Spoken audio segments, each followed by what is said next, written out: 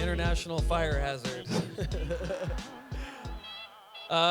Thanks to everybody who gave up their seats so people could come watch this today and tweet it and everything. That's so awesome. So thank you guys for always taking care of each other. We don't have a lot of time today, so what we're going to do is we're just going to take questions. So line up at the microphones, and without further ado, I would like to introduce the cast of Critical Role.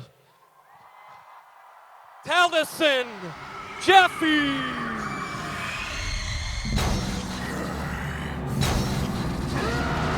Liam O'Brien. Marisha Ray.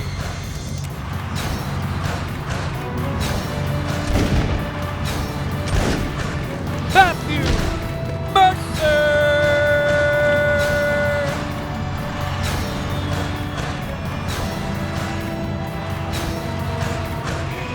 Sam Riegel.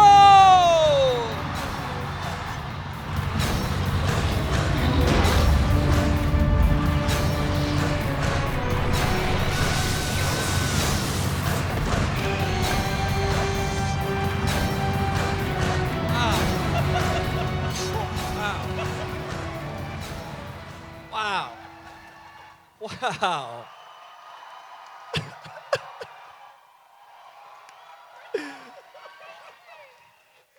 Sorry we were a little late getting out here. Several people stopped us and wanted to know what the hell was going on. Why don't you tell us a little bit about your outfit, Sam? This is my favorite team. What's the for those of us who don't follow the sport as closely, what's the name of the... This is the sport is called soccer, by the way. Okay. No, that's actually incorrect. And this is I don't actually know. Is this England? Go England! Yeah! Okay. Bring it home! Yeah. Bring it back? Yeah. I don't know. Arsqueef gave me this shirt. Yes. So I had to. So everybody thank Arsqueef. Does the number have any special significance? Yes, that's the year in which I first did a 69. So. Well, good morning, everyone. Let's begin over here. What's your name? Where are you from? Oh, sorry, before we begin, everybody that's not at the mic, can you just take a knee real fast if you're physically able to? That way everybody can still see the stage from... There we go. Hi. Hey. Wow, super loud. Sorry. I'm Kim. I'm from North Germany, Kiel, so there you go. Welcome. So I heard that Matt got a lot of questions yesterday. So Taliesin and... Yes.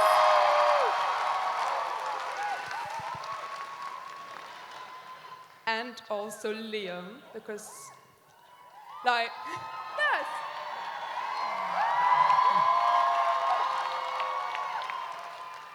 First of all, I want to say thank you because you're here and I think you inspire a lot of us to be better and kinder people to each other. So, quick questions. You both won D&D games. Or Vampire the Masquerade Bloodlines, which is amazing. And I just wanted to ask, what do you do to not be as nervous sitting in front of a huge internet crowd and probably having, like, performing this for the first time? Like, what do you do to be just, you can do it? Because I want to DM, and I'm, as you can see, a very nervous type of person. It's okay. A lot of us are very nervous types of people. Yes. Yeah. Yes. Oh God. Taliesin? I'll say as a player, I don't really feel the internet when we're playing. Like, once we're going, it just feels like the table, and maybe it feels like a friend is like sitting off to the side that like occasionally we're aware of, but it's like, we don't really feel an outside influence when we're playing. When I'm DMing at that table, on the other hand, yes, I can feel the internet. Oh. And if I figure out how not to be nervous doing that, I will put it on Twitter. Okay. I will let you know. It is horror-inducing. I have no idea. I don't know how you do it every week. Oh, God. Yeah, every single one of us who've run one-shots on the show have been terrified leading up to it. Mercer's a hard act to follow, but just with anything where you got to be brave, you're not losing the fear. You're just shoving it in the back of your brain and doing it anyway. And it does, like Taliesin's right, it does feel, for the most part, like we're just in a small, padded room together, so we can focus on each other. What? Okay. But you'll never, no actor either ever really gets rid of stage fright, for the most part. You just learn to just sort of ride it like a roller coaster. I was gonna say, off of that, I still get nervous every week. Fuck. But no, Sorry. I really thought it's gonna be better, but no. Okay. it gets better because the nerves don't go away, but they do. They get minimal as it goes on, and it's mostly just the nerves of not wanting to let down your friends. Yeah. Pardon me. And you have to remind yourself that if it's a good game, your friends are as excited and hopeful that you'll do a good job as much as they are, and you'll be fine. You begin to get past that a little bit as time goes on. Thank you so much. Thank you.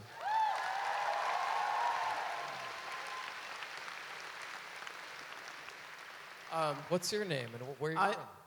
Yes, I am Callum from London. Welcome. Oh, wow. You played Vampire the Masquerade recently. You played games created here in London by Grant Howitt, Crash Panda and Honey Heist. What games would you recommend fans of D&D to try and why? I mean, some of the, Honey Heist and stuff, those are pretty easy to run, right? I mean, obviously, you did a really great job, but their rules are pretty easy. I didn't mean like you did an easy one, because it's not easy playing with these idiots. No, especially with the arms race that we've had where we just kind of keep topping each other. Keep attempting to. No, I think things like Honey Heist or Crash Pandas is good for people who, that young woman was just asking, that might be nervous about DMing and want to take a try at running a role-playing game without a textbook full of rules. It's like homework. Yeah, I'm thinking of stuff I'd recommend that's more complex, which is not necessarily what you're going for. If you want a different flavor, but you don't want to get heavy like Vampire, but you kind of like the Vampire system, Changeling the Dreaming can be a lot of fun. That's it's Vampire except with happy weird fairies, and it's really cool and psychedelic and crazy. That would be mine. Also, if anyone watched any of Sagas of Sundry, I highly recommend you play Dread. Because I still don't know if there's any other system that makes you that nervous about potentially dying than a Jenga tower. Yeah, Jenga. I think a lot of it comes down to what genres you want to play. Because when it comes to high fantasy, D&D is kind of the mainstream top. But there's adjacent ones like Dungeon World is a great kind of D&D light, where it's a much easier system to jump into comparatively. That's really good. If you want more, kind of creepy Old West, there's Deadlands, which is a really good system. If you want more sci-fi and more based on, there's all sorts of crazy systems out there, like Diaspora and Traveler. Paranoia. Is a great fun one. Paranoia is baked in sarcastic British humor throughout the entirety of the project, so you would probably, a lot of you appreciate that. Are you gonna run it at some point? Maybe. It's possible. When we have time off from our main game. I got ideas. Good question. Thank you. Thank you. How sensitive is the skin on the inside there? It looks like it's never seen the light of day. This is average British skin. Wow. Wow. Man, that's whiter than the rap you used to do. What's your name and where are you from? Hey, my name is Zach. I'm from Derbyshire. My question's for Sam. Do you ever think there will come a point that Not will consider putting a comma into her name? Possibly. she's pretty down on herself these days,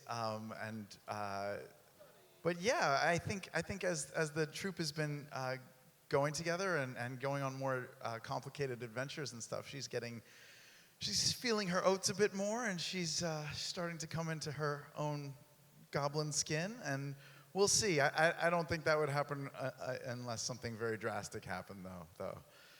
Plus the paperwork to change your name. Totally, legally, got to go to the.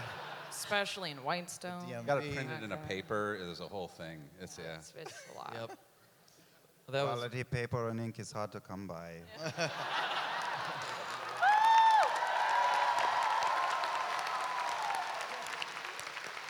that was awesome. Thanks for the That's a question. great question. What's your name? I'm Lisa.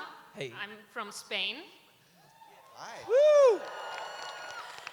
And I'm a DM for a lot of time, but it always feels like the first time.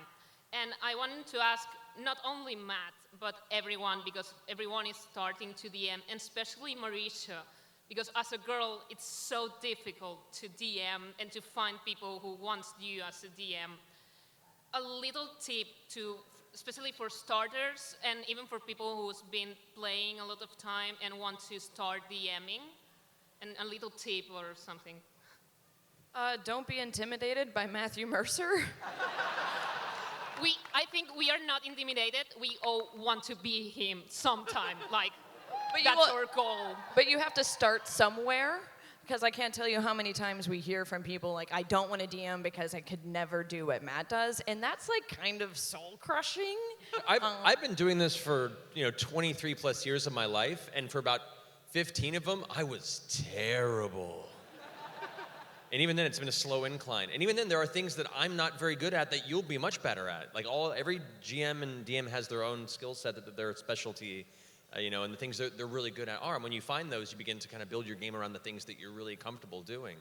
I would say, one tip for me is for your game, no matter what you say stands. So even if the rules get messed up a little, as long as you confidently say, no, this is how it works, and the players have to respect that. And there is a little bit of confidence that comes with knowing that this is your game, you've taken the time to put this together, and the players can argue all you want, but your say is the final say. Yeah.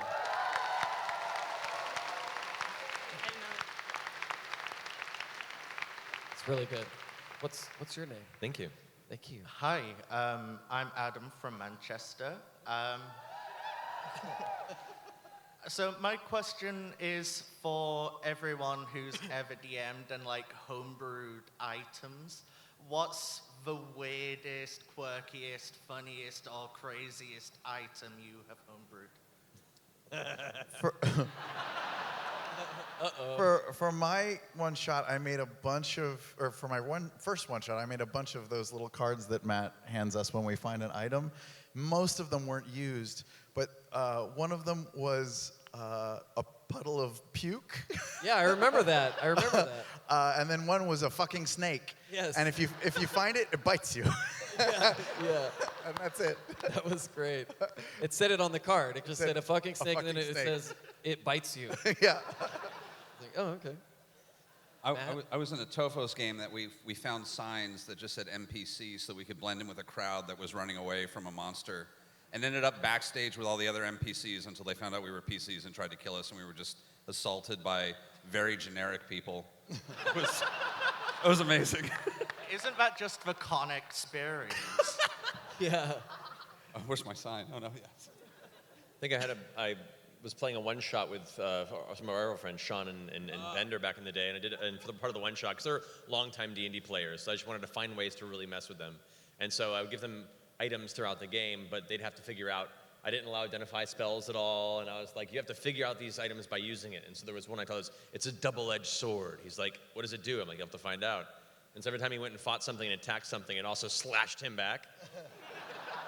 And so he's like, I'm gonna figure this out. I'm just gonna start attacking things. And he slowly carved himself to death with his own sword. Wow. There's gotta be a trick. Yeah. Fun. That's genius. Good question. Thank you. What's your name? Hi guys, Giuseppe. We saw each other yesterday. I'm the Yeah, guy welcome back. from welcome Malta. back. Oh, that's right. I would like to ask you, first of all, thank you for coming to Europe. And Thank you for having us. I would like to ask you, we love you.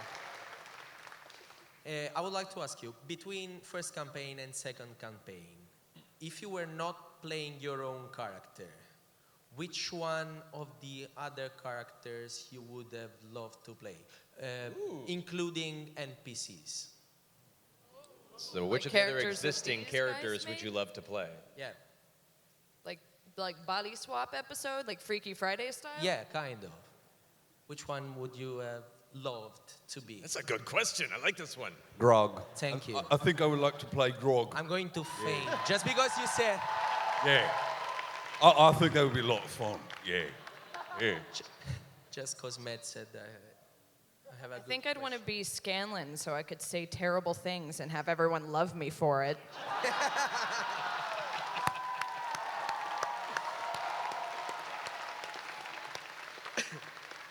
I think I would be Bo, just because I've never really played a cool character. And I would love to know what that feels like to be cool and to like do cool moves and just be awesome. Sure. You keep saying nice things to me, even though I say awful things. I'd like to play a very high-level Clarota.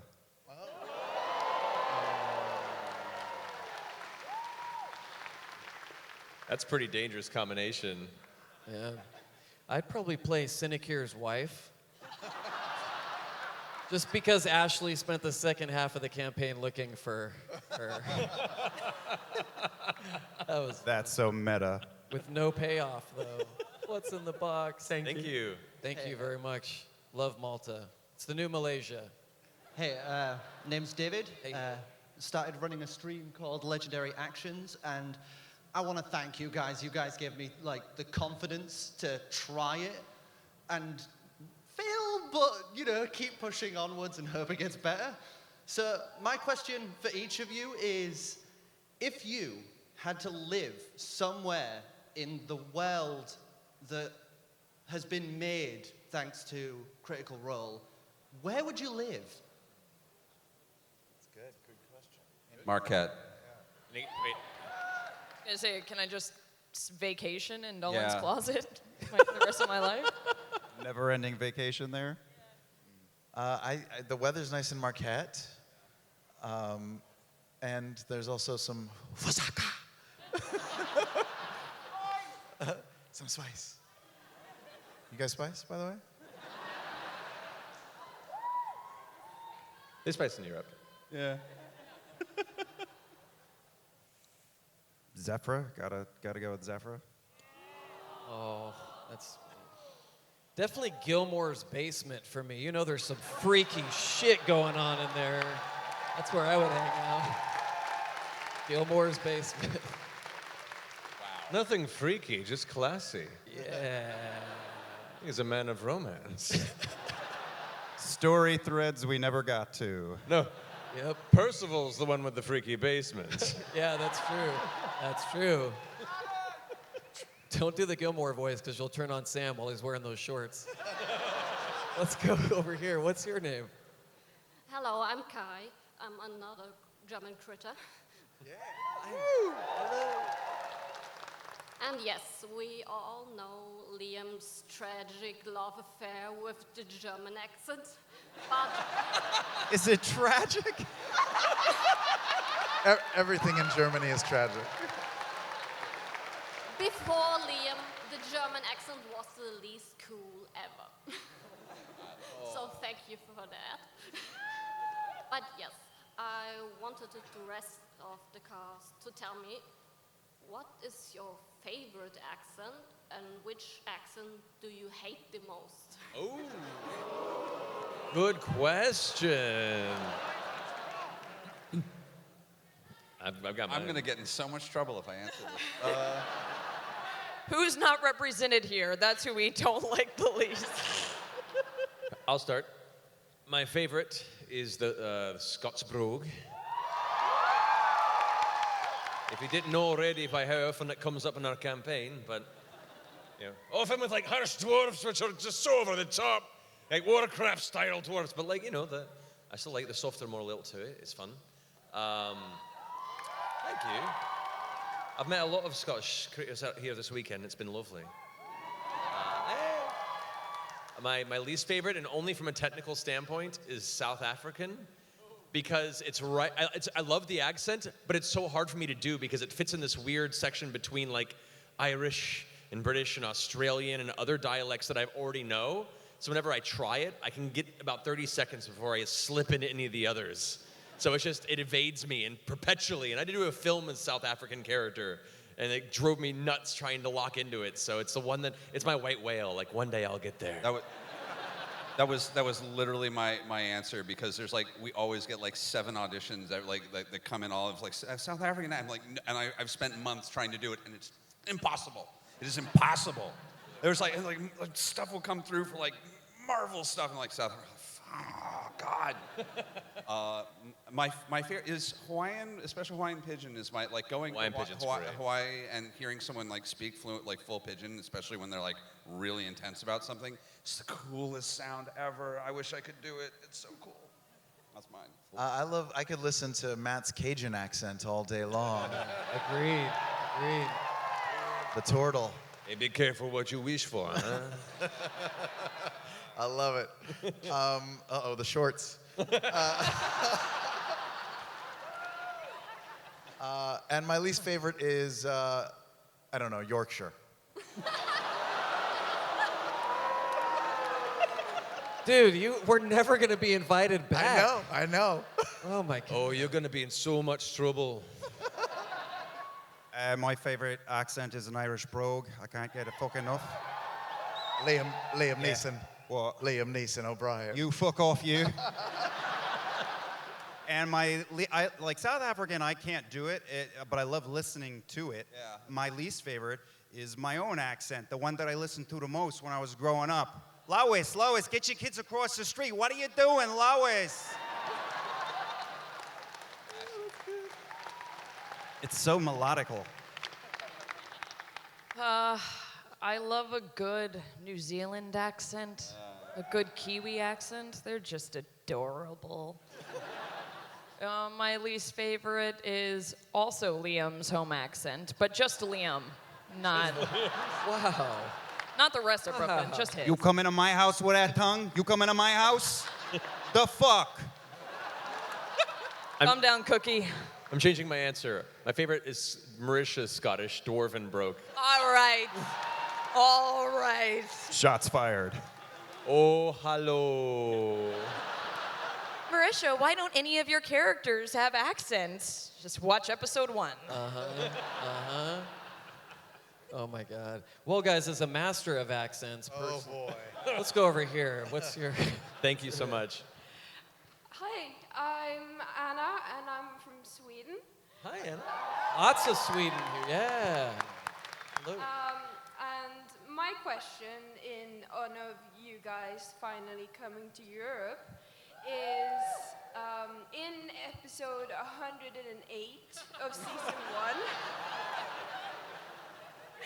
you state that in Exandria, celestial sounds like Swedish. Is this canon, or was it just a joke? That is a great question. If you've discovered anything from watching the show, many things that are jokes become canon. But no, honestly, like I spent some time in Gothenburg years ago. I actually love the way the Swedish language sounds. So. Tack så mycket.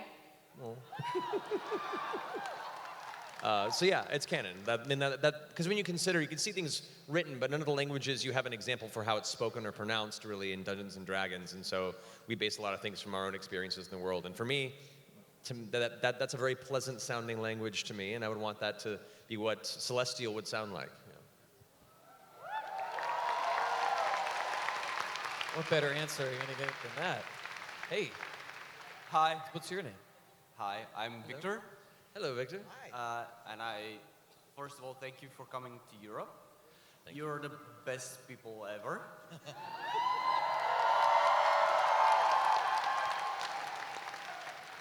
But if you weren't, which monster from the monster menu would you like to rage vengeance like? Does it make sense? It does. It does.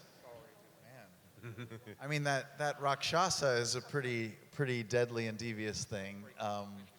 I never understood the hands, but yeah, for me, the Rakshasa is Well, really well cool. the Rakshasa's hands are like that because it's an actual creature from folklore. Oh. Yeah, the Rakshasa, it exists in human folklore. Matt teaches me something every day.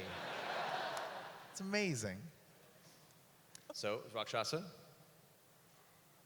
What's the most powerful? There's a few. The friends. Yeah, we the made along Tarask, sure. I'll be that. I'll be Godzilla. Cool. Take my answer. Cool. Taliesin? I love a manticore, man. I'm a big fan of a manticore. I know. Yeah, that's my low key. I would be a gelatinous cube and convention glomp you all to death with a hug.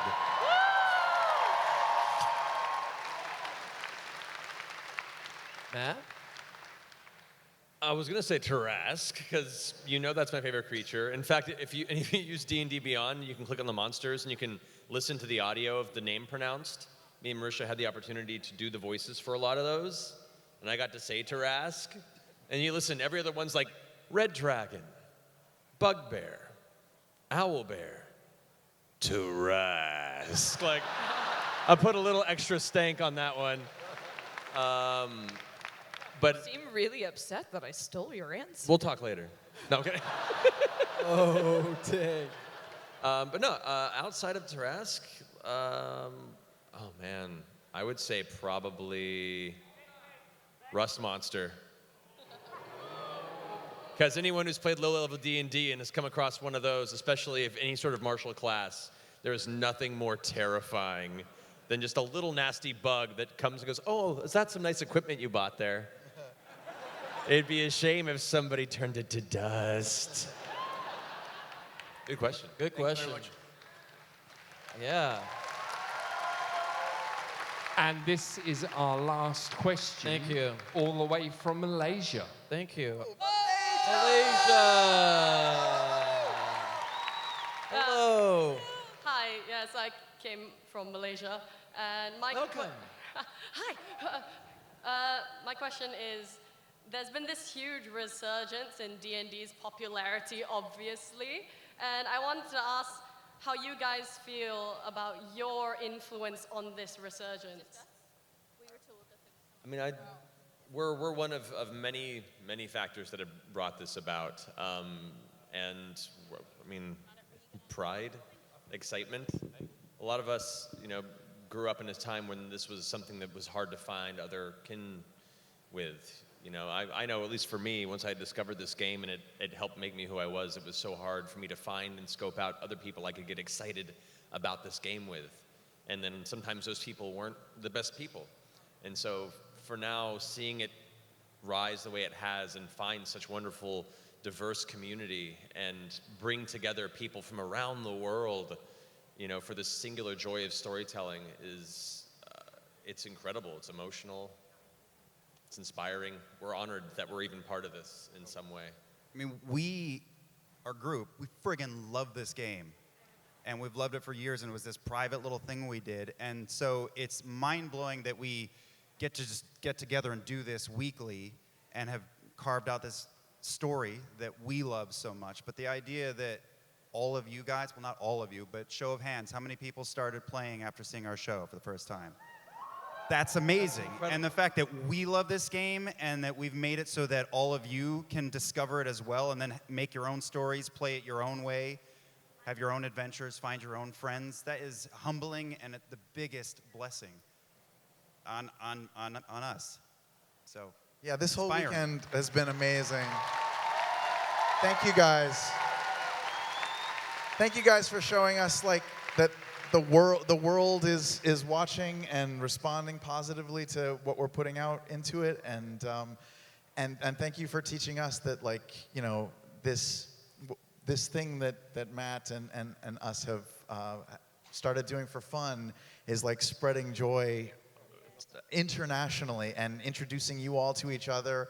And it's like we've made this huge family, and we consider you all part of our family. And so thank you for sharing your stories with us too.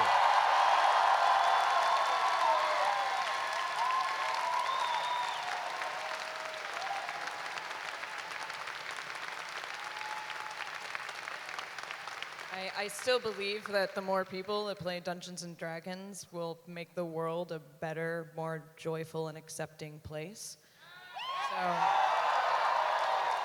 So we're all adults playing make-believe. That's pretty cool.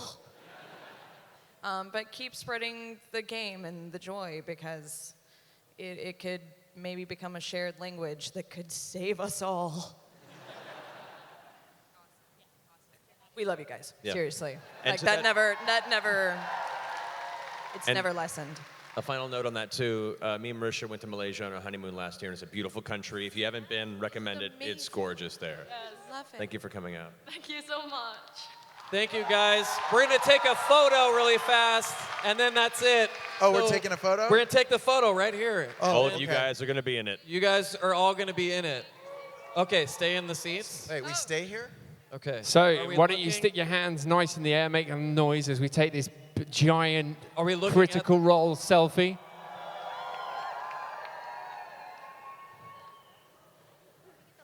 Can we get the lights up on the sides? Oh, house lights, please. Lights up. Sam, Hey, start there we crossing go. and uncrossing your legs like Sharon Stone. Go England! That's it, make some noise.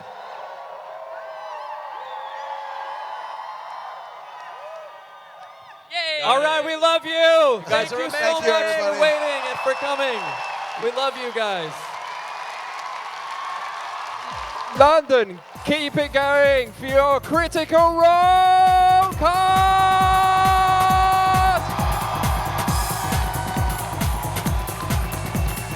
Keep it up. They're going to turn around and pose once more, Brian. So keep those cheers going.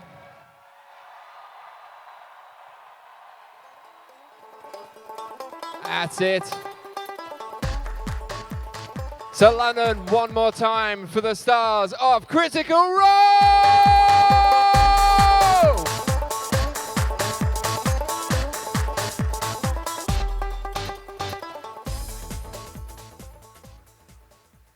Wow, now that's what I call a great Sunday afternoon. So, don't forget, still to come though, that's not all we have in the theatre today. If you want to watch an